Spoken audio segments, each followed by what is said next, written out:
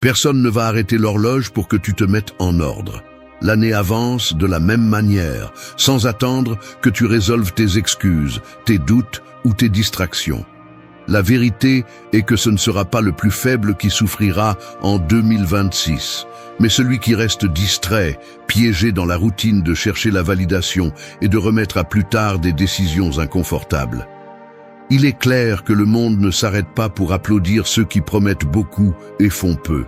Le coût de l'indécision est extrêmement élevé et la dette intérieure s'accumule jour après jour. Si tu continues à attendre de te sentir prêt ou que l'environnement s'améliore, la seule chose que tu obtiendras est un autre cycle de frustration et d'auto-tromperie. La plupart des gens répètent le même schéma. Motivation superficielle le premier mois, justification lorsque les obstacles arrivent et finalement la résignation silencieuse. La véritable transformation ne se produit pas lorsque les autres te regardent, mais dans ces moments où personne ne prête attention et où tu choisis d'agir avec fermeté. Cette année ne va pas te changer, c'est toi qui décides si l'histoire se répète ou si, enfin, tu prends le contrôle. Il ne s'agit pas de résister à l'extérieur, mais d'entraîner le caractère à l'intérieur. Tu seras jugé par tes actes, pas par tes intentions. La cohérence est un muscle, et elle ne se renforce que par la pratique, pas par des discours. Si tu veux une année différente, commence par laisser derrière toi le bruit de l'approbation externe et entraîne ta autodiscipline comme si ton avenir en dépendait, car il en dépend. Personne ne va te donner la permission de te transformer. C'est toi qui te la donnes, ou ça n'arrive pas. 1. Parle moins, agis avec détermination. Personne ne te prend au sérieux parce que tu ne le fais pas non plus. Tu parles trop et agis peu. C'est la vérité que la plupart préfèrent ignorer. Tu passes ta journée à expliquer ce que tu vas faire, à lancer des plans dans l'air, promettant que cette fois-ci, oui, que maintenant tu vas te discipliner, que tu vas changer, que tu vas commencer. Mais chaque mot que tu jettes sans soutien est une dette mentale qui s'accumule. Ton cerveau s'habitue à l'inflation de tes promesses vides, et avec le temps, même toi, tu ne crois plus à tes déclarations. À quoi bon répéter tes intentions si tu ne les transformes jamais en décisions concrètes? Les personnes fortes ne perdent pas de temps à se justifier, ni n'ont besoin d'annoncer leur discipline ou leur concentration. Elles agissent simplement. L'habitude de parler moins et d'agir avec détermination est la base de l'autodiscipline. Chaque fois que tu remets l'action à plus tard pour expliquer, chaque fois que tu cherches une validation avant de te déplacer, tu t'entraînes à la faiblesse et tu deviens accro au confort des mots faciles. Parler est bon marché, même agréable, car cela te donne une fausse sensation de progrès. Ce n'est pas du progrès, c'est de l'auto-tromperie. Le monde à venir n'attendra pas que tu termines ton discours intérieur, ni que tu demandes la permission de commencer. La véritable différence entre ceux qui avancent et ceux qui restent coincés dans des cycles de frustration n'est pas le talent ni la chance, c'est la capacité de se taire et de commencer. Si tu te reconnais dans le schéma de planifier éternellement, de partager tes idées en espérant que quelqu'un t'applaudisse avant de te déplacer, il est temps de briser ce mécanisme. Personne ne te doit de reconnaissance pour ce que tu penses faire. Le respect se gagne par des actes, pas par des mots. Tes excuses ne produisent pas de résultats. Tes explications ne renforcent pas ton caractère. Tes justifications ne te rapprochent pas d'un centimètre de la vie que tu souhaites. Le véritable progrès ne se discute pas, il s'exécute. Parle moins, fais plus. C'est la formule inconfortable, mais efficace. L'autodiscipline repose sur la capacité à faire ce que tu as dit que tu ferais. Même quand personne ne regarde, même quand personne ne te félicite. Tu n'as pas besoin d'exposer chaque étape, ni de chercher des témoins pour chaque avancée. L'excès de mots révèle de l'insécurité et une peur de l'engagement réel. La prochaine fois que tu ressentiras la tentation d'expliquer tes plans, tais-toi et fais-le. Tu n'as qu'une seule option si tu veux renforcer ton caractère pour ce qui vient. Arrêtez de parler, commencez à agir. Si tu ne le fais pas, l'année va te broyer, tout comme tous ceux qui vivent dans la fantaisie de l'intention éternelle. Le respect de soi commence par l'action, pas par la déclaration. Fais ce que tu as promis en silence et laisse les résultats parler pour toi. Les mots ne construisent pas, seules les décisions le font. 2. Arrête de chercher l'approbation extérieure. Tu vas publier quelque chose sur les réseaux sociaux et avant de cliquer sur « Envoyer », tu relis une fois de plus chaque mot. Tu ne cherches pas des fautes d'orthographe. Tu vérifies si cela sonne suffisamment intéressant, si quelqu'un le remarquera, t'approuvera, mettra un « j'aime » ou simplement commentera. Tu ressens cette anticipation dans ton corps, une étrange nervosité, presque comme si ta valeur dépendait de la réponse des autres. Et quand le silence arrive ou que la réaction est tiède, l'esprit commence à travailler. Tu doutes de toi, tu modifies ta version, tu te demandes ce que tu as mal fait ou pourquoi tu n'as pas réussi à te démarquer. Cette dynamique se répète de 1000 façons, pas seulement sur l'écran. Chaque fois que tu partages une idée en espérant l'assentiment de quelqu'un, chaque fois que tu demandes un conseil pour confirmer quelque chose que tu sais déjà que tu dois faire, tu te vends à bas prix. Le prix de ta tranquillité dépend de la volatilité de l'opinion extérieure. C'est un esclavage invisible, mais réel. Tu n'es pas conscient de la manière dont cette habitude s'installe. Ça commence petit. Enfant, tu cherchais le regard d'approbation de tes parents ou de tes enseignants. Et cela avait du sens. Mais maintenant, adulte, tu continues d'attendre que quelqu'un lève le pouce avant d'avancer. Ce besoin d'être validé s'infiltre dans tes relations, dans tes décisions et même dans les rêves que tu te permets d'avoir. L'approbation extérieure est un poison doux. Elle apaise l'anxiété pendant un moment, mais ensuite elle te rend plus dépendant et moins maître de toi. Le mécanisme est simple mais dangereux. Quand la validation devient le but, tu cesses d'agir par conviction et commences à agir par réaction. Tu ajustes ton comportement comme on ajuste un déguisement, mesurant chaque mouvement selon ce que tu penses que les autres attendent de toi. Tu perds ta propre direction. Chaque fois que tu choisis l'approbation plutôt que l'authenticité, ton caractère s'affaiblit un peu plus.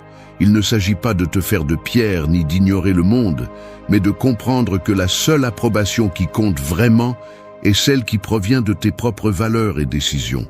Si tu t'entraînes à dépendre du regard des autres, ton autonomie se fracture et tu deviens un reflet, pas une personne complète. La vraie liberté commence lorsque tu cesses de demander la permission d'être qui tu es. Personne ne va te remettre une médaille pour avoir choisi ton chemin. Tu dois simplement le faire. Tant que tu continues à mendier de la validation, tu continueras à vivre en fonction des attentes des autres, pas de tes propres principes. Tu n'es maître de toi que lorsque tu cesses de négocier ta valeur avec le monde extérieur. Le respect que tu cherches à l'extérieur, tu ne peux le construire qu'à l'intérieur. Ta paix ne se trouve pas dans les applaudissements, elle est dans la cohérence avec ce que tu décides. Si tu as besoin d'approbation, tu ne seras jamais libre. 3. Entraîne ton esprit à la solitude. J'ai du mal à l'admettre, mais pendant longtemps, j'ai confondu la solitude avec une punition. Il y a une partie de moi qui, lorsque tout s'éteint et qu'il n'y a plus de messages ni de conversations, commence à chercher des distractions presque par réflexe. Ce n'est pas la peur du silence, c'est la peur de ce qui apparaît lorsque le bruit s'en va. L'insécurité, les choses en suspens, les questions que j'évite, les parties de ma vie qui restent non résolues. L'esprit se défend en inventant des urgences, en ouvrant les réseaux sociaux ou en cherchant n'importe quelle excuse pour ne pas rester seul avec soi-même. Ainsi s'installe un cycle.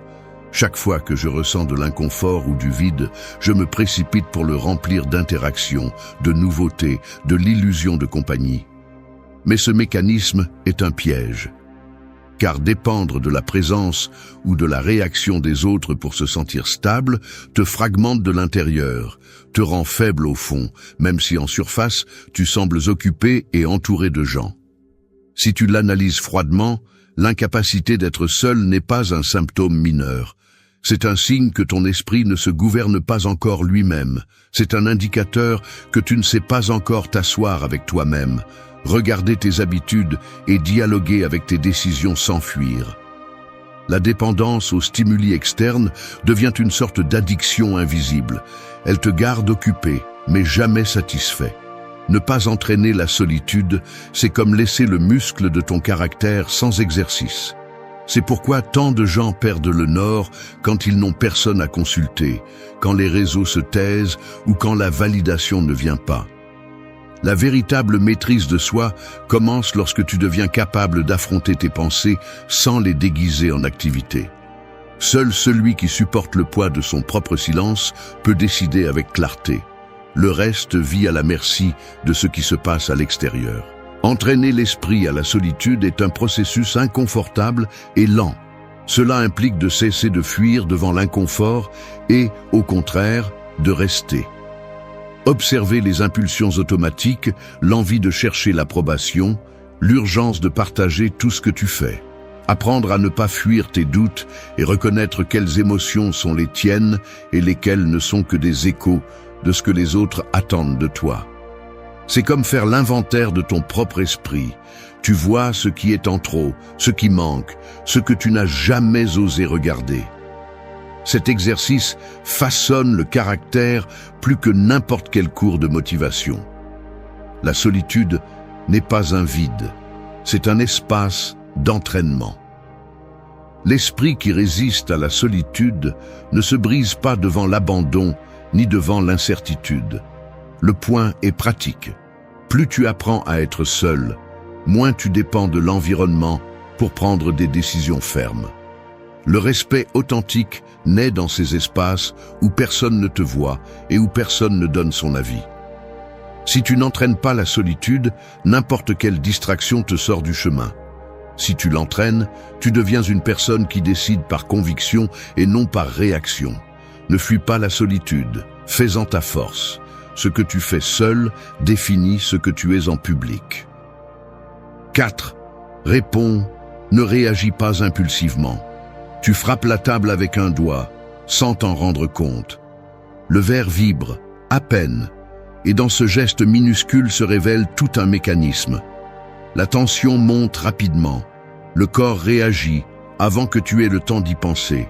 Et ce qui suit est une chaîne d'actions automatiques, des mots qui sortent d'un coup, des décisions prises à la hâte. C'est ainsi que fonctionnent les réactions impulsives, comme des ressorts cachés qui se déclenchent face à chaque stimulus, laissant ta volonté en arrière-plan.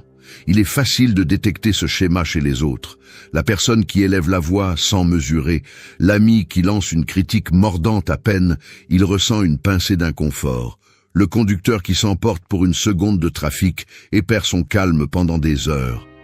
Mais il est rare que tu reconnaisses ce même reflet en toi, dans les petites explosions quotidiennes.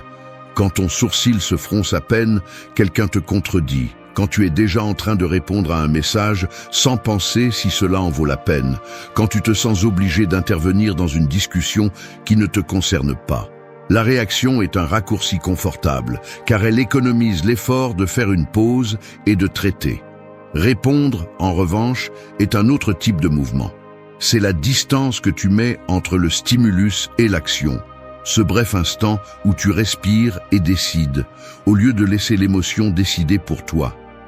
Cela se remarque dans les gestes de ceux qui ont entraîné l'autocontrôle. Le regard qui reste ferme, même si la provocation est évidente, les mains qui ne tremblent pas en recevant une mauvaise nouvelle, la voix qui ne monte pas en ton même si l'ambiance est chargée de tension. Ce n'est pas de l'indifférence ni de la froideur, c'est une clarté intérieure qui permet de distinguer ce qui mérite ton énergie de ce qui ne demande qu'une réaction automatique. La différence entre réagir et répondre est la différence entre vivre à la merci de ce qui se passe à l'extérieur ou rester maître de soi. Celui qui réagit sans filtrer devient esclave de chaque situation, de chaque opinion, de chaque sursaut.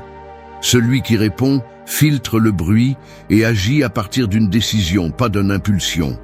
Tu n'as pas à être une statue ni à faire semblant que rien ne t'affecte. Mais tu as besoin de cette petite marge de contrôle, cet espace mental où tu choisis ta prochaine étape au lieu de la déclencher sans réfléchir. La prochaine fois que tu sentiras la pression dans ta poitrine, l'urgence de te défendre, de répondre à une attaque, de te joindre au chaos, observe ton corps. Le pouls s'accélère, les muscles se tendent, le regard cherche la confrontation ou la fuite. C'est l'avertissement. À cet instant se joue la différence entre te perdre dans le bruit ou maintenir ta direction. Prends une respiration, compte jusqu'à 3. Décider est plus difficile qu'exploser, mais c'est aussi plus précieux. Le calme est une force, pas une faiblesse. Celui qui répond maîtrise le jeu. Celui qui réagit joue seulement le rôle que les autres lui assignent. Tu n'es pas un ressort, tu es une volonté. Ne réponds pas à la vie, dirige ton mouvement. 5.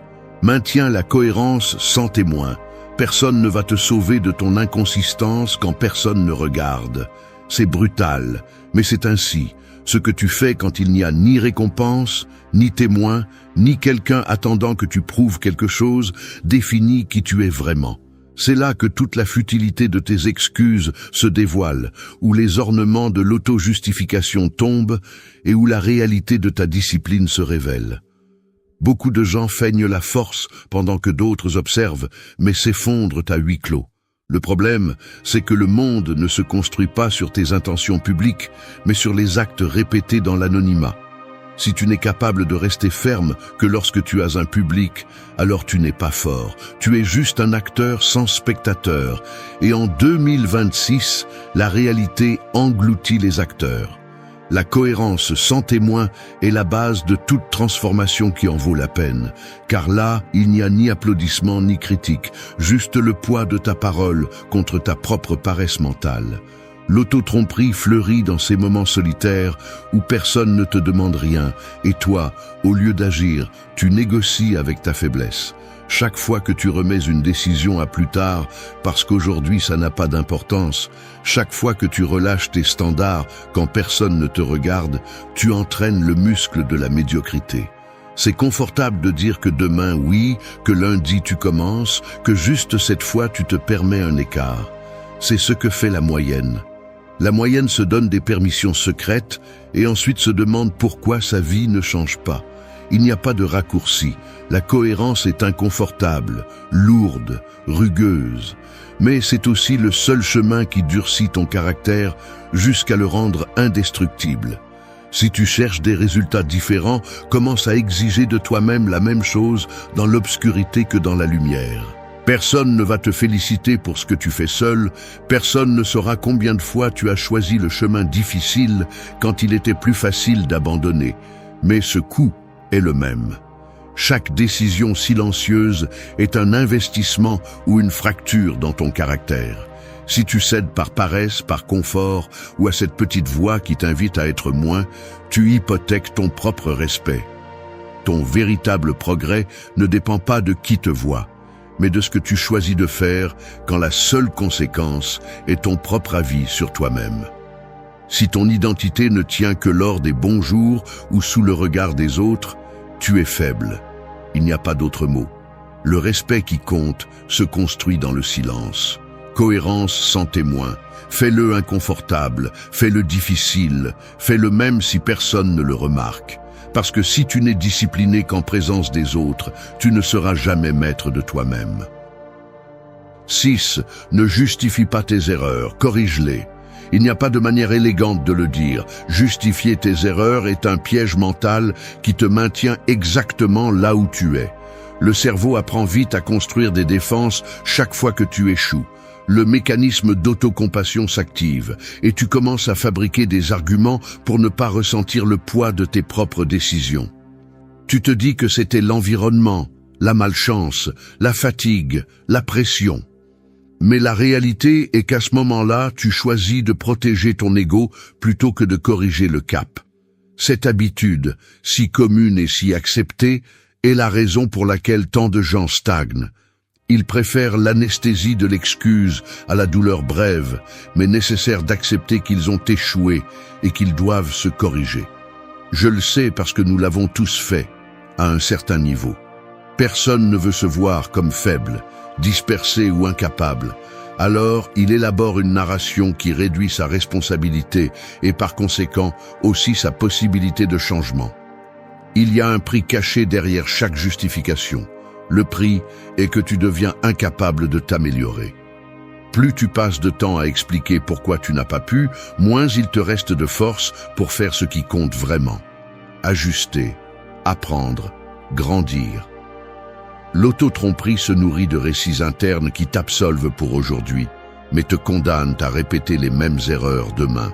Si tu laisses la justification devenir le filtre à travers lequel tu regardes tes chutes, tu deviens l'otage de tes propres histoires. Il n'y a pas de progrès lorsque l'énergie est investie à défendre l'échec au lieu de travailler dessus. Corriger, en revanche, est un acte inconfortable. Cela oblige à revoir tes décisions, à affronter l'inconfort d'admettre que tu aurais pu faire mieux. Mais cet inconfort est le seul espace où naît la véritable croissance. La tentation de te justifier est toujours immédiate. Elle surgit dans l'esprit comme une réaction automatique. Tu cherches des raisons externes, tu minimises l'erreur, tu essaies de te convaincre que c'était inévitable.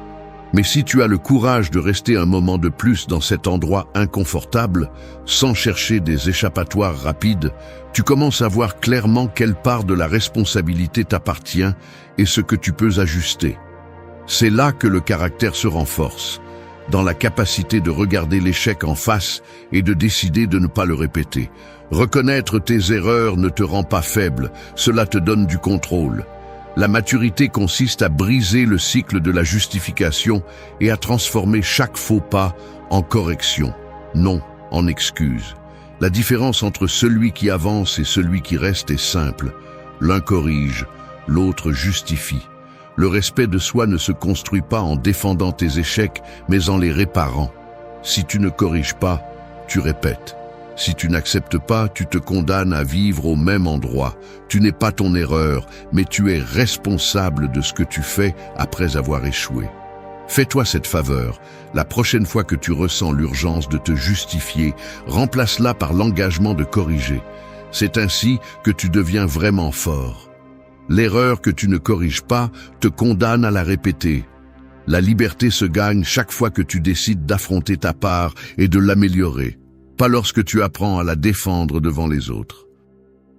7. Concentre-toi sur le présent, pas sur le bruit. Ton téléphone vibre dans ta poche pendant que tu travailles. Ce n'est pas urgent, mais l'envie de regarder est immédiate. Tu ouvres l'écran, vérifies des messages, sautes sur une notification, et tu finis par naviguer sur quelque chose qui ne t'intéresse même pas. Quand tu reviens, 20 minutes se sont écoulées et la concentration n'est plus la même. Derrière ce geste se cache une chaîne de causes et d'effets. L'environnement numérique et social est conçu pour capturer ton attention et la disperser en 1000 fragments. Chaque interruption, chaque petite distraction te vole la capacité d'être présent et, ce qui est pire, installe un schéma de dispersion mentale qui se répète dans tout ce que tu fais. Le résultat n'est pas seulement une tâche inachevée, mais un esprit affaibli par l'habitude de sauter d'un stimulus à l'autre sans construire de profondeur dans quoi que ce soit. Ainsi, le focus s'érode, non pas à cause de grands échecs, mais à cause de 1000 petites coupures qui t'éloignent de l'essentiel. Le piège du présent fragmenté a plusieurs couches. D'abord, l'esprit s'habitue à fonctionner en mode réaction, attentif à tout ce qui se passe à l'extérieur, incapable de soutenir une tâche, une conversation ou même une pensée complète sans ressentir l'anxiété de ce qui pourrait se passer ailleurs. Ensuite, cette dispersion se transforme en frustration. Tu réalises que tu avances peu, que tu commences beaucoup de choses, mais que tu approfondis rarement quoi que ce soit, et ta confiance s'érode, parce que le véritable progrès exige de la continuité, pas des sauts constants. Enfin, l'illusion s'installe que le problème vient de l'extérieur, de la quantité de stimuli, alors qu'en réalité, le filtre est interne. Il n'est pas possible de contrôler le monde, mais tu peux entraîner ta capacité à être présent et protéger ton attention contre la demande constante de l'irrélevant. La décision stratégique est simple, mais inconfortable. Réduire l'accès au bruit, construire des espaces sans interruption et prioriser ce qui est sous ton contrôle direct. Cela signifie cesser de négocier ton temps avec chaque notification, apprendre à ne pas répondre à ce qui ne mérite pas ton énergie et entraîner l'esprit à revenir, encore et encore, à ce qui compte vraiment. Le présent est un muscle qui s'atrophie si tu le laisses entre les mains de l'environnement.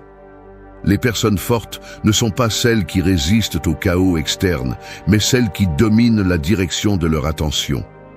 Domine ton attention ou l'environnement la dominera pour toi. Choisis chaque jour entre la profondeur et la dispersion, car c'est la véritable bataille du présent. L'année ne va pas devenir plus facile. Ton focus peut devenir plus fort. Élimine ce qui ne compte pas et entraîne ta présence comme si ta vie en dépendait, car au fond, elle en dépend. 8. Apprends à dire non sans culpabilité. J'admets que dire non pèse encore sur mon corps, comme si chaque refus était une petite trahison.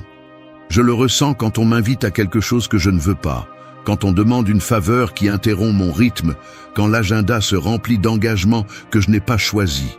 Je bouge les lèvres, j'hésite, ma gorge se tend, ma main hésite sur le téléphone avant d'écrire un message qui sonne aimable, mais pas trop froid. À l'intérieur, la culpabilité s'installe rapidement. L'image de l'autre personne déçue apparaît, la sensation de mal faire, celle de perdre quelque chose d'invisible chaque fois que je mets une limite. C'est un mécanisme appris, presque automatique. Je cherche à adoucir le refus, à le compenser, à me justifier pour ne pas porter ce poids inconfortable que laisse le non. Et pourtant, chaque fois que je cède pour éviter ce malaise, la facture arrive ensuite. La journée saturée de tâches des autres, l'énergie drainée dans des conversations qui ne m'apportent rien, le mauvaise humeur qui se cultive en secret quand je deviens spectateur de mon propre agenda. Le problème est pratique et concret. Dire oui par réflexe est une habitude qui s'entraîne avec des années de complaisance, d'évitement des conflits, de peur du rejet. On le voit dans les gestes, le sourire forcé pendant que tu acquiesces, le dos un peu plus courbé en acceptant ce que tu ne veux pas, le bref soupir quand tu raccroches et que tu te rends compte que tu as encore dit oui pour ne pas te compliquer la vie. Mais la vraie complication commence après, quand la vie se remplit de tâches et de relations que tu n'as pas choisies, quand ton temps se fragmente et que la frustration grandit, parce que la direction de tes journées n'est plus décidée par toi. C'est ça la véritable dette. Chaque oui inutile est un paiement anticipé de ton énergie future. Il faut apprendre à identifier ce point exact où ton besoin de plaire sabote ton respect de soi. Ce n'est pas une question de devenir égoïste ni de vivre isolé, mais de comprendre que ta capacité à apporter quelque chose au monde dépend d'abord de protéger tes ressources internes, temps, attention, énergie. Personne ne protège tes limites si tu ne le fais pas. L'habitude de dire non sans culpabilité est un entraînement inconfortable, mais essentiel. Commence par le petit.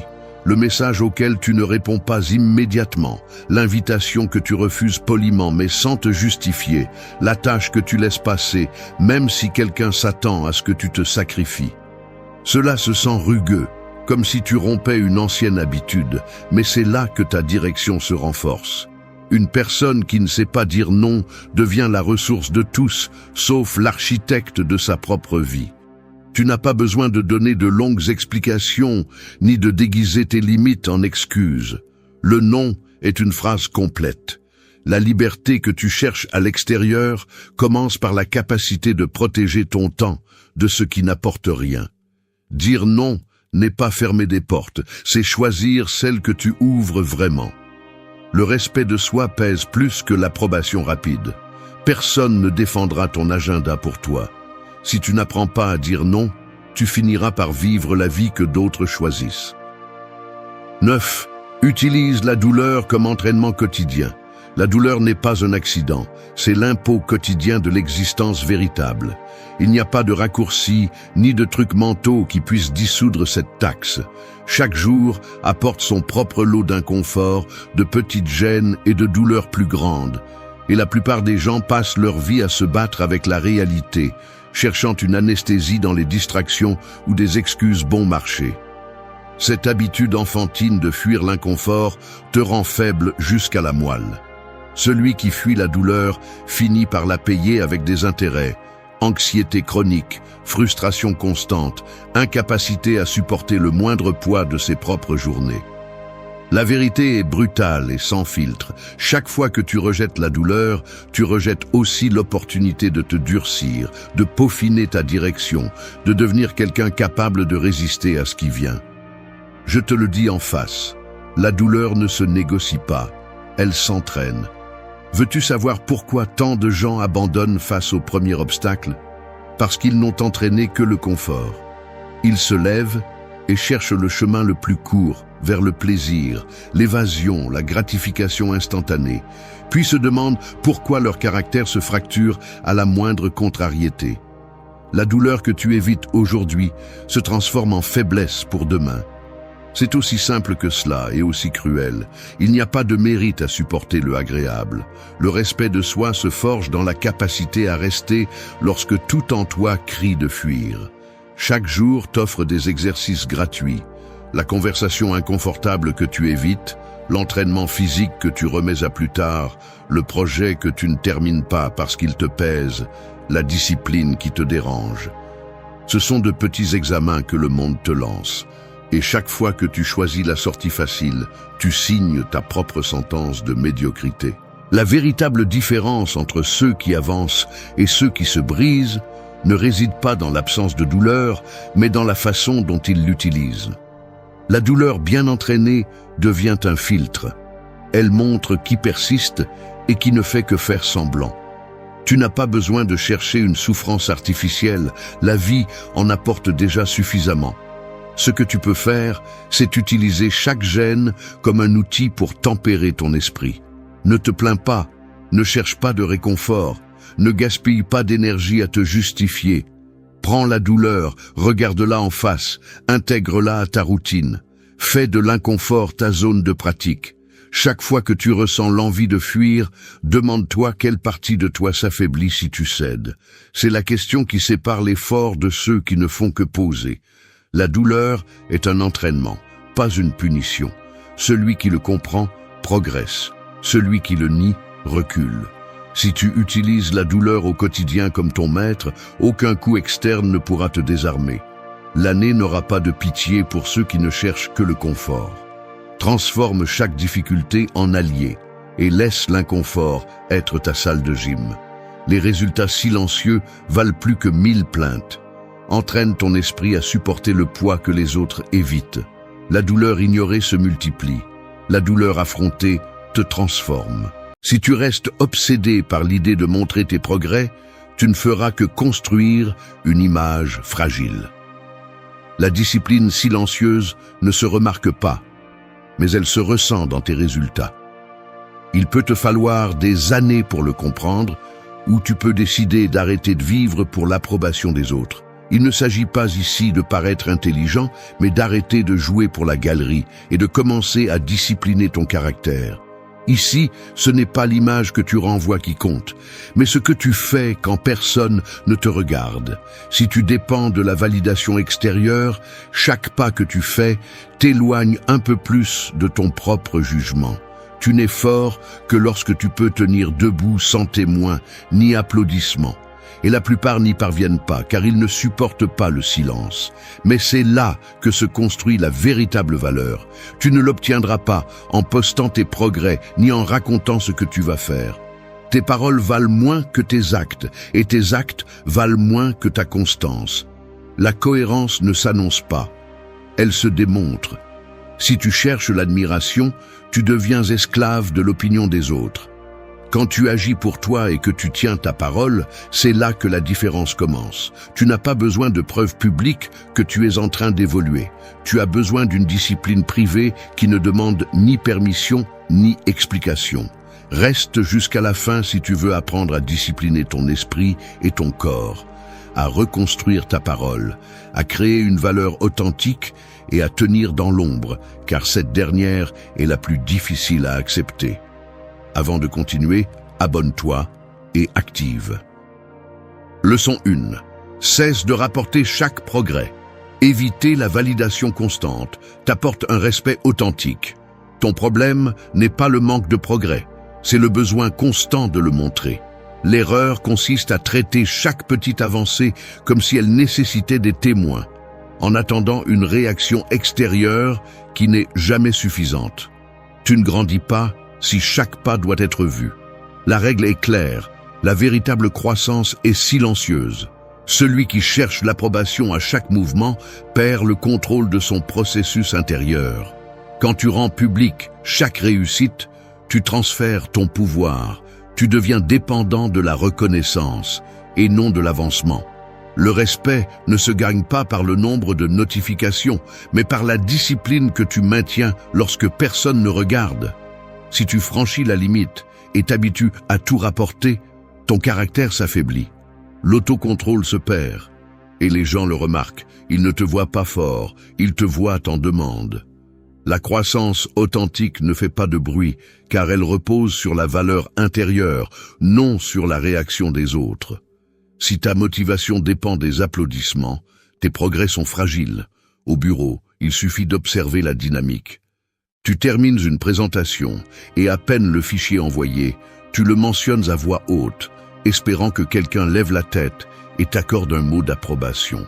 Au début, tes collègues acquiescent, lancent un « bien joué » automatique, sans détourner les yeux de leurs écrans. Avec le temps, la reconnaissance se fait plus rare. Certains ne répondent même plus. Le silence est sec, inconfortable. Tu commences à remarquer que lorsque tu entres dans la salle, les conversations ne s'arrêtent pas. Personne n'attend que tu rapportes quoi que ce soit, car personne ne le demande. La perception change. Tu n'es plus l'efficace, tu es celui qui cherche l'attention. À la salle de sport, c'est pareil. Une fois la séance terminée, tu sors ton téléphone, tu filmes la dernière série, tu postes l'histoire. Au début, les messages arrivent, les pouces levés aussi. Ensuite, c'est l'écho. Moins de réactions, moins d'intérêt. On te regarde du coin de l'œil depuis l'accueil, les coachs continuent leur routine. Tes progrès, qui étaient personnels, dépendent maintenant de la réaction d'un écran. Quand elle ne vient pas, le doute t'envahit. L'élan s'éteint. À la maison, avec ton partenaire, tu mentionnes chaque petit effort. Aujourd'hui, j'ai médité 10 minutes. J'ai préparé un repas sain. Je n'ai pas regardé mon téléphone pendant le dîner. Au début, un sourire, un « c'est bien ». Puis, un simple « le regard sur le portable, le geste distrait. Ce qui était un mérite devient une routine, et la routine, un bruit de fond. Le respect se dilue dans la répétition. Ainsi, tes progrès deviennent une monnaie d'échange pour de l'attention. Et quand l'entourage cesse de réagir, tu te décourages, tu perds ta constance, et tu te demandes pourquoi le respect ne vient pas. La vérité est simple. Celui qui a besoin de montrer chaque pas n'avance jamais en silence. Et le respect authentique ne se négocie jamais en public. Le résultat te montre la vérité. Si tes progrès ont besoin de témoins, ce n'est pas de la discipline, c'est de la dépendance. La maîtrise s'exerce en l'absence d'applaudissements. Deuxième point. Leçon 2. Ne cède pas face à l'inconfort. Résister à l'impulsion d'abandonner renforce ton caractère. Sénèque a dit « Ne parle que si tu peux améliorer le silence ». En pratique, élimine le superflu et dis uniquement l'essentiel. La véritable croissance ne s'annonce ni ne s'exhibe. Elle se construit dans l'inconfort, dans cet espace où la majorité préfère se taire ou renoncer. La règle est simple. La discipline silencieuse est la base du caractère. Ne cherche pas l'approbation des autres et ne te laisse pas distraire par ce qu'ils pensent de toi. Ce qui compte, c'est la valeur intérieure, non l'apparence publique. La plupart abandonnent dès que l'inconfort apparaît. Ils renoncent quand personne ne les voit, lorsque l'effort cesse d'être reconnu ou applaudi. Mais le caractère ne se forme pas sous les projecteurs, il se forge dans la solitude de tes décisions inconfortables. Si tu n'agis que lorsqu'il y a des témoins, tu n'as pas de discernement, tu as peur de perdre ton image. La discipline silencieuse élimine l'inutile. Tu ne te justifies pas, tu ne cherches pas d'excuses, tu n'as pas besoin d'applaudissements. Tu fais ce que tu dois, même si personne ne le remarque. C'est cela, l'autocontrôle. Observe un matin ordinaire au bureau. Il est 8h15. Le couloir est presque vide. On entend le bourdonnement des lumières. Tu t'assois et ouvres le tableur. Le chef ne commande plus tes progrès, les courriels restent sans réponse, la salle de réunion demeure fermée. Personne ne regarde ton écran, personne ne demande tes résultats. Là, dans l'anonymat, la tentation de relâcher l'effort est constante. Laisser une formule sans vérifier, repousser le rapport, laisser refroidir le café en surfant sans but. Mais tu choisis de rester. Tu vérifies les détails, corriges les erreurs, termines la tâche. Personne n'en parle, tu ne t'y attends pas non plus. À la salle de sport, la pièce est presque vide. L'écho des haltères qui tombent, la sueur dans les paumes, le miroir embué. Pas de regard curieux ni de camarades pour encourager. C'est à toi de faire la dernière série. Le muscle brûle, l'esprit cherche des excuses. Tu pourrais partir et personne ne le saurait. Mais tu te places sous la barre, inspire et termine la série.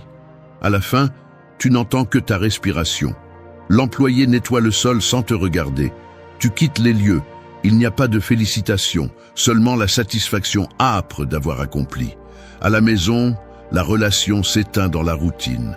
L'autre rentre fatigué, se sert le dîner en silence, les couverts résonnent contre l'assiette. Pas de mots de remerciement, pas de geste de reconnaissance. Tu pourrais arrêter de demander comment s'est passée la journée, tu pourrais éviter l'étreinte. Mais tu choisis de rester à table, tu écoutes la réponse brève, tu redemandes, tu débarrasses les assiettes. Personne ne le célèbre, personne ne le remarque. Mais la relation ne s'effondre pas, elle persiste. Les conséquences ne sont pas immédiates. Personne ne t'applaudit, mais on ne te reproche rien non plus. L'entourage commence à percevoir une constance qui n'a pas besoin d'être proclamée. La confiance, lentement, s'installe. Les erreurs diminuent, les résultats s'accumulent. La perception change. Tu n'es plus celui qui cherche la reconnaissance. Tu es simplement celui qui fait. Ce n'est pas le destin, c'est ton comportement répété. Ce n'est que le début. Maîtrise, agir sans témoin. Leçon 3. Tiens tes promesses, même si personne ne regarde. Honorer ta parole fait de toi une personne digne de confiance. Ne cherche pas d'excuses. Fais ce que tu as dit que tu ferais, même si personne ne regarde et que personne ne va te le reconnaître. Agis avec la même exigence lorsqu'il n'y a pas de témoin. Le critère se démontre en privé. La règle est claire, ta parole est un contrat, pas une décoration. Ce que tu promets, tu l'accomplis. Peu importe les applaudissements, les likes ou les témoins. La véritable valeur ne se mesure pas à la réaction des autres, mais à la cohérence que tu maintiens dans le silence. Si tu n'accomplis que lorsque tu es observé, tu es esclave de l'approbation et otage de l'image. Ainsi, il n'y aura jamais de maîtrise intérieure. La discipline silencieuse organise ta vie de l'intérieur, pas à partir du bruit extérieur. Chaque fois que tu cèdes à la facilité de laisser quelque chose à moitié fait parce que personne ne va s'en rendre compte, tu renforces le désordre et perds le contrôle. Le respect que tu recherches commence avec toi, et seulement avec toi. Réfléchis-y. Tu as promis de rendre un rapport à temps au travail, mais comme ton chef ne t'a rien demandé, tu repousses jusqu'à ce qu'on te le réclame. Tu dis que tu vas t'entraîner 3 fois par semaine, mais si personne ne te pose de questions, tu arrêtes d'y aller. Tu as convenu avec ton partenaire de résoudre un problème, mais puisqu'il n'en parle pas, tu l'ignores. Ce schéma n'est pas un hasard. C'est un manque de critères, un manque d'ordre, un manque de respect pour ta propre valeur. Si ta parole n'a de valeur qu'en situation de pression, tu n'auras jamais la véritable confiance de personne, pas même la tienne. Il y a plus. Observe ce qui se passe lorsque tu manques à tes engagements en silence. Le mail promis que tu n'as jamais envoyé, cet appel que tu avais dit que tu ferais et que tu as oublié, le projet personnel que tu as repoussé jusqu'à ce qu'il devienne invisible. Personne ne te fait de reproches, mais la dette s'accumule. Tu commences à le remarquer dans les détails, tu te regardes dans le miroir et évites de soutenir ton propre regard. Le dimanche soir, le poids des tâches non accomplies t'accompagne au lit. Lors d'une réunion, quand quelqu'un demande qui peut s'occuper d'un sujet, personne ne te regarde. Les opportunités cessent d'apparaître. tu deviens invisible aussi pour les autres. Le respect ne se perd pas dans les cris, mais dans les longs silences et les promesses rompues que personne ne mentionne. Le jour où tu décides de tenir parole, même si personne ne t'observe, la dynamique change. Tu termines ce rapport même si personne ne l'a demandé, et en l'envoyant en avance, le silence se brise. Ton chef lève les yeux, fait une pause, acquiesce sans un mot. Il n'y a pas d'applaudissements, mais pour le projet suivant, on vient te voir en premier. À la maison, tu règles cette tâche sans que ton partenaire ait besoin de te le rappeler. Elle t'observe du coin de l'œil, ne dit rien, mais la tension baisse. L'ambiance s'ordonne, ta démarche change. La confiance s'installe dans les gestes quotidiens, dans la façon dont tu t'assois, dans le ton avec lequel tu réponds au téléphone. La conséquence est simple. Celui qui tient ses engagements sans témoin est maître de lui-même. Il n'a pas besoin de rappel, ni de surveillance, ni de promesses publiques. C'est la maîtrise. Dans la prochaine leçon, tu comprendras pourquoi ton critère ne dépend pas de l'opinion des autres, mais de ta capacité à rester ferme lorsque personne ne te regarde. Leçon 4. Élimine délibérément les distractions. Couper le superflu. Multiplie ta concentration quotidienne. Épictète a dit « Ce ne sont pas les choses qui nous troublent, mais les opinions que nous avons à leur sujet. » En pratique, ton jugement est ta chaîne ou ta liberté. Si tu ne mets pas d'ordre dans ton attention, tu es prisonnier de ce que les autres décident de te montrer, et non de ce que tu décides de construire. La règle est simple. Chaque distraction que tu tolères affaiblit ta discipline et dilue ta valeur intérieure. La véritable croissance ne se mesure pas aux applaudissements ni aux réactions, mais au contrôle que tu exerces sur ce que tu laisses entrer dans ta journée. Tant que tu continues à laisser ouvertes les portes au superflu, notifications, messages inutiles, comparaisons constantes, ton énergie se disperse et ton discernement devient opaque. L'approbation extérieure est un mirage. Chaque fois que tu cherches une validation dans ce qui est visible, tu perds de la solidité dans l'invisible. Le respect de soi s'érode à chaque interruption que tu permets parce que tu n'as pas eu le courage d'établir des limites. Ce n'est pas le monde qui te distrait, c'est toi qui refuses de prendre le contrôle. Pense-y au travail. Tu as une tâche clé, mais tu vérifies WhatsApp toutes les 5 minutes. Tu réponds à des messages sans importance et tu passes d'un onglet à l'autre. Tu termines la journée fatigué, avec l'impression d'avoir beaucoup fait, mais sans avancer sur l'essentiel. Ou à la salle de sport. Tu y vas, mais chaque pause est remplie par les réseaux sociaux, à regarder la vie des autres au lieu de renforcer la tienne. Même dans ta relation, au lieu d'écouter vraiment, ton attention est partagée entre l'écran et la personne. Le résultat est le même, présence superficielle, progrès nul. Transporte cela à un après-midi ordinaire. Tu ouvres ton ordinateur portable pour finir un rapport en retard. La notification vibre, l'écran clignote. Quelqu'un t'identifie sur une photo, un autre groupe envoie des mèmes, la boîte mail se remplit de sujets urgents. Aucun ne te concerne. Tu regardes l'horloge. 2 heures se sont écoulées. Le rapport n'a pas bougé. Le bureau est couvert de tasses vides et de papiers non lus. Le téléphone reste à portée de main, jamais en mode silencieux. Tu lèves les yeux et tu vois ton reflet dans la fenêtre. Regard fatigué, mâchoire tendue. La sensation de vide est palpable. Dehors, la lumière change, mais tu restes bloqué sur le même paragraphe. À la maison, la scène se répète.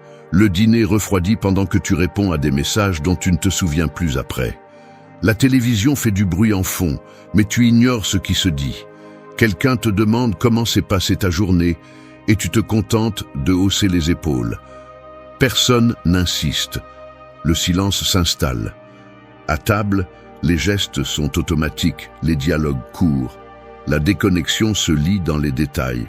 Regard absent, réponse monotone, absence de vraies questions. Le lendemain, la perception change. Les autres remarquent ton absence, même si tu es là. Les supérieurs doutent de ta fiabilité. Tes collègues cessent de t'inclure dans les décisions importantes. À la maison, la distance s'agrandit. Les conversations deviennent une formalité, les plans se font sans te consulter, le respect se perd dans l'invisible et quand tu essaies de le regagner, tu découvres que tu n'as plus de crédit. Ce n'est pas le destin, c'est ta conduite répétée. Et il y a plus. Maîtrise la porte de ton attention. Leçon 5. Décide de ta voix sans chercher l'approbation. Prendre des décisions seul renforce ton énergie intérieure. Tu es en réunion et avant de donner ton avis, tu jettes un coup d'œil pour guetter la réaction des autres. Tu envoies un message important et tu attends la double coche bleue, inquiet de la réponse. Ou tu hésites avant de prendre une décision simple, craignant ce que les autres penseront si tu te trompes. C'est ainsi que tu dilues ta force, en consultant chaque pas, en attendant une permission qui ne viendra jamais. Le principe est simple, la véritable croissance exige une discipline silencieuse et une concentration absolue sur ta valeur intérieure, non sur l'opinion d'autrui. Quand tu remets ta direction à l'approbation extérieure, tu deviens dépendant et prévisible. Le respect ne se construit pas en demandant la permission. Il se gagne en prenant des décisions et en les assumant, même si personne n'applaudit.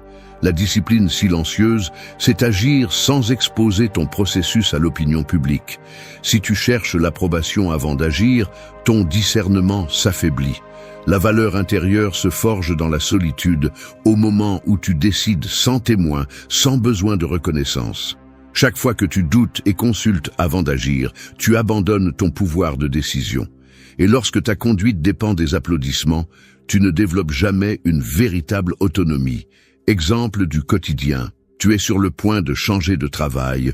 Au lieu d'analyser tes propres raisons et de prendre la décision, tu appelles 3 amis. Tu demandes l'avis de ton partenaire, tu consultes des forums.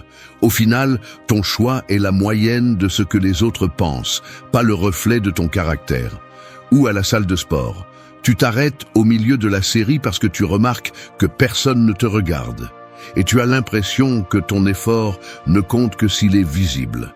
Ainsi, tu prends l'habitude de mesurer ta progression selon la réaction des autres et non selon tes propres critères. Même dans les petites choses, tu envoies un message et si tu ne reçois pas de réponse immédiate, tu t'inquiètes, tu doutes de toi.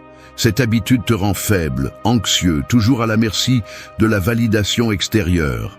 Et le vrai progrès n'arrive jamais parce que tu n'agis jamais par conviction, seulement par réaction.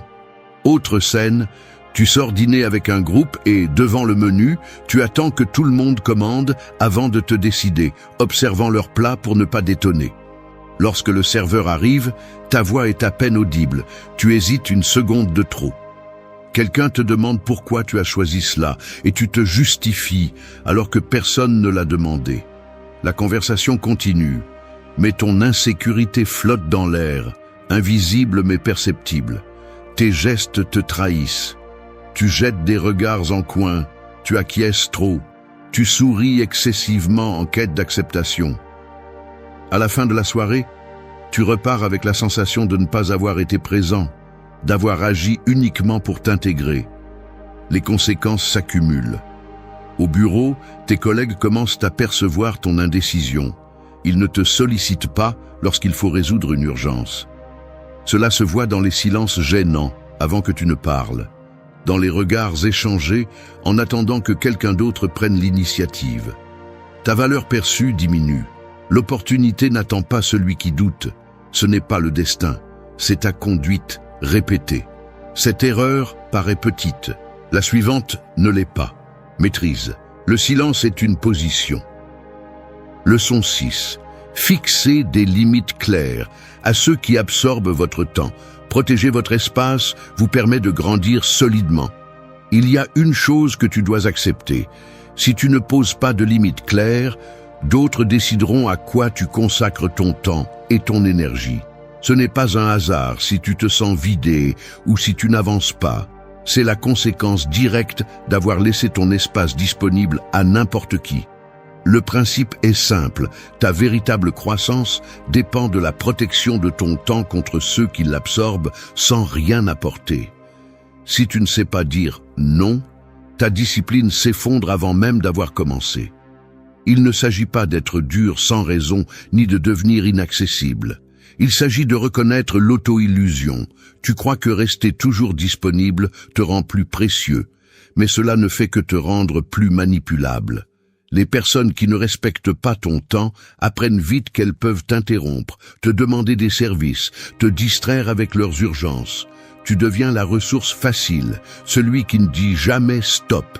Et pendant que tu cherches l'approbation ou que tu crains de déplaire, eux font avancer leurs propres projets. Tous ces sacrifices silencieux ne te rapprochent pas de tes objectifs. Ils t'enfouissent seulement dans l'agenda des autres. Au travail, tu es celui qui répond aux messages WhatsApp en dehors des horaires, celui qui prend en charge les tâches des autres parce qu'il ne sait pas dire non. Il suffit de regarder ta boîte de réception, des messages sans importance, des demandes de dernière minute, des réunions inutiles auxquelles tu assistes seulement par obligation. Dans ton groupe d'amis, tu es celui qui est toujours disponible, même si tu annules tes propres projets. Tu reçois des appels inattendus, des messages pour résoudre des problèmes qui ne te concernent pas, des invitations de dernière minute auxquelles tu acceptes, même si tu as d'autres priorités. En couple, tu cèdes ta routine quotidienne pour t'adapter au rythme de l'autre, même si cela te laisse sans temps pour t'entraîner, lire ou travailler sur ce qui compte vraiment. Tu remarques que tes livres prennent la poussière, que tes vêtements de sport restent dans l'armoire et que ta liste de tâches personnelles ne diminue jamais. À la fin de la journée, tu te demandes pourquoi tu n'avances pas, mais la réponse se trouve dans chaque minute que tu as offerte par peur de déranger. Ne pas poser de limites n'est pas de la générosité, c'est un manque de discernement. Une croissance solide exige une discipline silencieuse. Organiser ton temps, protéger ton espace, apprendre à dire non sans donner d'explications inutiles.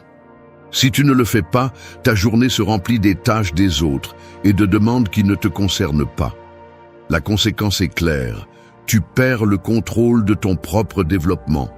Tu stagnes. Les autres commencent à s'y attendre de ta part. Ils ne demandent même plus si tu peux. Ils supposent simplement que tu le feras. Le signe d'agacement, quand enfin tu oses refuser, le silence gênant dans le groupe, le regard de désapprobation, autant de signes que tu as laissé les autres définir tes limites trop longtemps. Dans la prochaine leçon, tu vas découvrir comment distinguer une critique que tu dois écouter d'une opinion qui ne vise qu'à te freiner. Leçon 7. Ne confonds pas progrès et exhibition. Se montrer moins et construire plus donne des résultats réels. Tu es à la salle de sport. Tu viens de terminer une série lourde et sans réfléchir, tu sors ton téléphone. Tu te regardes dans le miroir, ajuste ton t-shirt pour mettre en valeur ton bras, pointe la caméra et prends un selfie. Tu le publies dans tes stories avant même que ta respiration ne redevienne normale. Tu n'as même pas fini ta séance. Entre chaque série, tu vérifies qui a vu la photo, si quelqu'un a répondu, s'il y a un emoji flamme. Tu veux que les autres voient que tu fais le travail, que tu n'es pas comme les autres. Mais quand personne ne réagit, tu restes là à regarder l'écran. La sueur sur ton front ne suffit pas. Tu as l'impression que tes efforts ne comptent que s'ils sont reconnus. Tu relâches l'intensité. Au final, tu quittes la salle avec la sensation qu'il manque quelque chose, sans savoir quoi. La règle est simple, la croissance réelle se fait en silence, pas en vitrine. Ce qui compte, c'est ce que tu construis quand personne ne te regarde. Le muscle se forme quand il n'y a pas de caméra, quand le seul témoin est la douleur dans ton avant-bras et le miroir embué.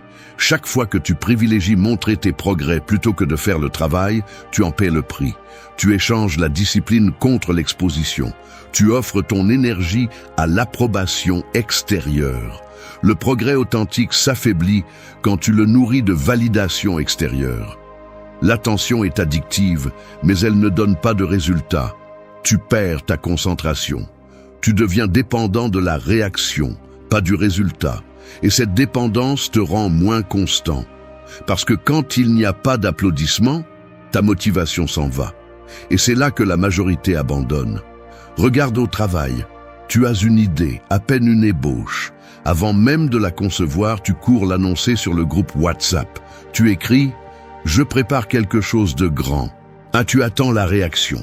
Quelques emojis, un ou deux, waouh, mais rien de plus. Quand la vague de félicitations n'arrive pas, tu ouvres le fichier, le regardes quelques minutes et le refermes. Le projet est mis en pause. Les jours passent et l'enthousiasme s'évapore. Le fichier se perd parmi d'autres tâches. Personne ne demande le résultat et toi non plus tu n'en reparles. L'avancée ne se concrétise jamais. Ou dans la relation, tu dînes avec ton partenaire et, avant de goûter la première bouchée, tu prends une photo. La meilleure compagnie, écris-tu. Tu publies l'image, vérifies les likes. Quand l'attention retombe, quand personne ne commente, tu te demandes s'il y a vraiment quelque chose de spécial. Tu commences à chercher des moments postables au lieu de moments réels. Les silences à table deviennent gênants parce qu'il n'y a plus rien à montrer. Le coût est évident. Tes progrès dépendent du regard des autres, pas de tes propres standards. Et cela te rend fragile. Il y a des conséquences visibles. Ton entourage commence à remarquer la différence. On te demande moins de nouvelles de tes projets parce qu'on sait que tu ne cherches qu'une réaction. À la salle, ceux qui progressent vraiment t'ignorent. Au travail, tes idées perdent de la valeur parce qu'elles n'aboutissent jamais à des résultats. Dans la relation, ton partenaire sent la distance. Les gestes changent, moins de contact visuel, plus de temps sur le téléphone, des phrases plus courtes. Le résultat te montre la vérité. Et il y a plus. Leçon 8. Apprends à être fort dans la solitude. Soutenir ta discipline sans témoin est la véritable épreuve. Il y a quelque chose qui paraît inoffensif. La plupart ne gardent le contrôle que lorsque quelqu'un les regarde. Ils font des efforts s'il y a un public, s'ils attendent des applaudissements ou au moins une réaction. Mais lorsque la porte se ferme et qu'il n'y a pas de témoin, toute cette prétendue exigence se dissout. La vraie règle apparaît lorsque personne n'observe. Le principe est clair, ta discipline réelle se mesure dans la solitude, pas dans l'exposition. La valeur intérieure ne se négocie pas avec le regard des autres, ni ne se confirme par l'approbation d'autrui. La raison est directe et dure. Si ta conduite dépend du regard des autres, tu n'as pas de caractère. Tu portes un masque. Le respect de soi ne se construit pas sur scène, mais dans ce que tu fais, lorsque personne ne va te féliciter, lorsqu'il n'y a pas de risque de perdre des points sociaux. La véritable croissance exige que tu maintiennes tes habitudes, même si personne ne te récompense, même si l'effort passe inaperçu. Car si tu n'es discipliné que sous le regard d'autrui, tu n'es pas fort, tu es dépendant. La vraie force est silencieuse, inconfortable, sans témoin ni like. Et là, la plupart échouent. Imagine ta routine quotidienne. Quand ton chef est là, tu fais semblant de travailler avec rigueur. Le clavier claque, l'écran change d'onglet dès qu'il passe derrière toi. Mais quand il s'en va, tu laisses la tâche à moitié faite et tu consultes ton téléphone. Les minutes filent. À la salle de sport, tu fais des répétitions impeccables s'il y a quelqu'un qui regarde, tu ajustes même les poids avec une pause théâtrale.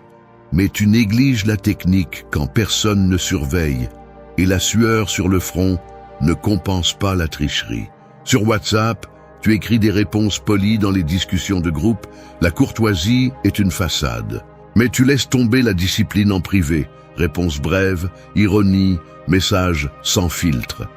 Même en couple, tu montres de la patience en public, tu souris lors des repas de famille, mais tu perds le contrôle quand vous êtes seul, la voix monte, le regard se durcit. Tout cela révèle une norme fausse, tout cela te trahit. Car ce que tu fais sans témoin, c'est ce que tu es vraiment. Observe les conséquences. Les résultats se voient dans les détails, la boîte de réception pleine de tâches inachevées, le corps qui ne progresse pas, la relation qui accumule les silences gênants.